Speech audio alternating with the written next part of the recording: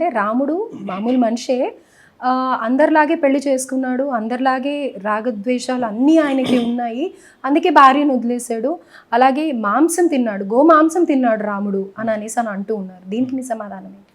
అందరిలాగే పెళ్లి చేసుకున్నాడు అంటే రాముడు అందరిలాగే పుట్టాడుగా, అందరిలాగే పెళ్లి చేసుకున్నాడు. ఇప్పుడు మనుషుల కర్తవ్యం ఏంటి? మనుషులకి జీవితంలో 4 ఆశ్రమ ధర్మాలు చెప్తారు. ఒకటి బ్రహ్మచర్యము, గృహస్థాశ్రమము, వానప్రస్థము, సన్యాసాశ్రమ ధర్మాలు. ఈ 4 ధర్మాలని పాటించాలి అంటే బ్రహ్మచర్యం తర్వాత ఏంటి? గృహస్థాశ్రమమేగా. ఆ గృహస్థాశ్రమ ధర్మాన్ని స్థాపించాలంటే ఆయన వివాహం చేసుకుంటేనే కుదురుద్ది. వివాహం చేసుకునేటప్పుడు ఆయన ఏం చెప్పాడు లోకానికి ఆదర్శం? ఒక వ్యక్తి ఒక భార్యతోనే ఉండటం అనేది సరైన విధానము, కాబట్టి నేను ఎలా ఉంటాను అని చెప్పేసి చూపించాడు. ఆ పెళ్ళి అన్న తప్పుడు పని. ఒకవేళ నీ దేవుడు నిండస్ప్రాణం కాబట్టి నీ దేవుడికి మిషన్ పని చేయట్లేదు కాబట్టి పెళ్లి చేసుకోలేదని నువ్వు అనుకుంటే అది నీ కర్మ, నీ దేవుడి కర్మ.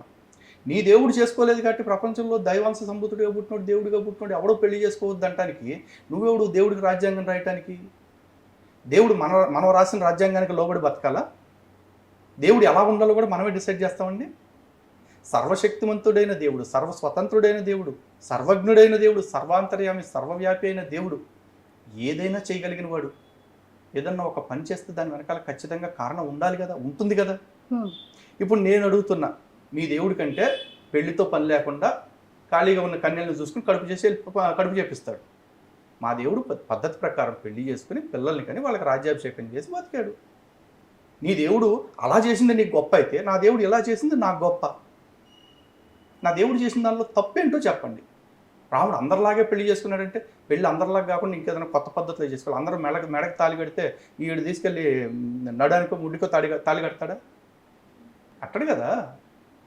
అందరికీ ఒక పద్ధతి ఉంటే ఆ పద్ధతిని నిలబెట్టడానికి వచ్చిన వ్యక్తి రామచంద్ర ప్రభు. ఆయన పద్ధతిగానే చేశాడు. ఇంకోటి ఏంటన్నారు మీరు అదే విషయంలో, రాముడి విషయంలో ఏమన్నాడు? గోమాంసం తిన్నాడు, గోమాంసం తిన్నాడు అని చెప్పేసి. గోమాంసం తింటే ఈడే పక్కన కూర్చొని మొక్కలు కొట్టి పెట్టాడా? మరి రామాయణం మొత్తం మీద ఎక్కడైనా సరే రాముడు మాంసం తిన్నట్లుగా శ్లోకం ఆధారంగా ఎవరన్నా చూపించండి. రాముడు మాంసం తినుంటే నిజానికి అది నేరం కాదు. రాముడు క్షత్రియ వంశంలో పుట్టాడు కాబట్టి. కానీ రామాయణ గ్రంథంలో రాముడు మాంసం తింటున్నట్టు లెగ్ పీసులు తిన్నాడా, లివర్ పీసులు తిన్నాడా ఎక్కడన్నా రాసి ఉందేమో, ఈ గాడిదని చూపించమనండి మరి. కానీ యేసు నాన్ వెజిటేరియన్. చేపలు తను తింటాం కాకుండా తను అందరికీ పంచిపెట్టాడు.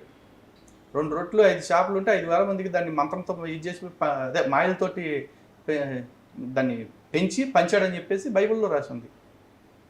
కానీ రామాయణంలో ఎక్కడ రాముడు గోమాంసం తిన్నట్టు ఎక్కడా లేదు. మరి ఈ గాడికి ఫస్ట్ ఆఫ్ ఆల్ అడిగి బైబిలే తెలియదు, రామాయణం తెలిసే అవకాశం అసలే లేదు. ఈ ప్రవచనాల పేరుతో కొంతమంది మాట్లాడే వీడియోస్ ఏవైతే ఉంటాయో అలాంటివి తీసుకుని అందులో వీడికి కావాల్సింది మాత్రమే తీసుకుని ఇలాంటి కుక్కవాగుడు వాగుతుంటాడు. మరి గరికపాటి గారు చెప్పింది తప్పంటారా? గరికపాటి చెప్పిన విధానం ఏంటి మరి? ఎందుకని ఇది హైలైట్ అవుతుంది? గరికపాటి వారు గోమాంసం అనే మాటే చెప్పలేదు.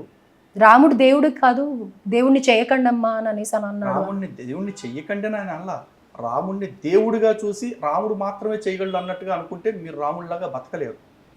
రాముడి లక్ష్యం ఏంటి? రామావతారం లక్ష్యం ఏంటి? ప్రతి మానవుడు ధర్మంగా బ్రతికేలాగా చేయాలనుకున్నప్పుడు తను ఒక సాధారణ మానవుడిగా వచ్చి ఆ ధర్మాన్ని ఆచరించి చూపించాడు. మనుషులకి ఇది కష్టమైన పని. నేను చెప్తానండి, రాముడు చేసిన పనుల్లో ఈ పని ఇది మనం చేయలేరండి, మనుషులు ఎవరూ చేయలేరు అనుకునే పని ఏదైనా ఉంటే మీరు చెప్పండి. వారధి కట్టడం ఉంది. అది చాలామంది ఇది మనుషుల వల్ల కాదండి అనుకుంటారు. మనుషుల వల్ల ఎందుకు కాదు? మనుషుల వల్లే ఈ రోజున ఎన్నో వారధులు సముద్రం పైన కట్టారు. ముంబైలో కట్టారు, బహ్రెయిన్లో కట్టారు, చాలా చోట్ల సముద్రాల మీద వారధులు కట్టారు. అంటే మనిషి అనుకుంటే సముద్రాన్ని ఎప్పుడు సముద్రం అనేది నిలకడ ఉండదు, కదులుతూనే ఉంటుంది అలలతోటి లేకపోతే ఉప్పెనలతోటి. అలాంటి సముద్రాన్ని కూడా అదుపులోకి పెట్టుకొని సముద్రం మీద కూడా వారధులు కట్టారు ఈ రోజున. మరి ఆ రోజు రాముడు ఒక ప్రేరణ ఇవ్వబట్టే కదా. సరే, ఈ రోజున బైబిల్ ప్రకారం చూసుకుందాం.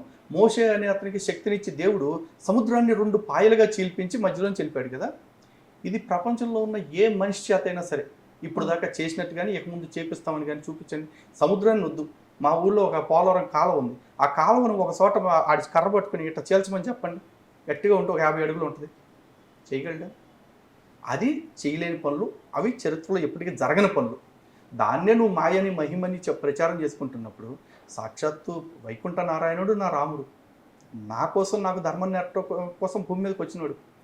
ఆయన ఆయన ఆయన్ని నమ్మిన భక్తులు అందరూ కలిసి వానరులు అందరూ కలిసి వారధి కట్టారు అంటే నమ్మటానికి నీకు ఎందుకు నొప్పి వస్తుంది?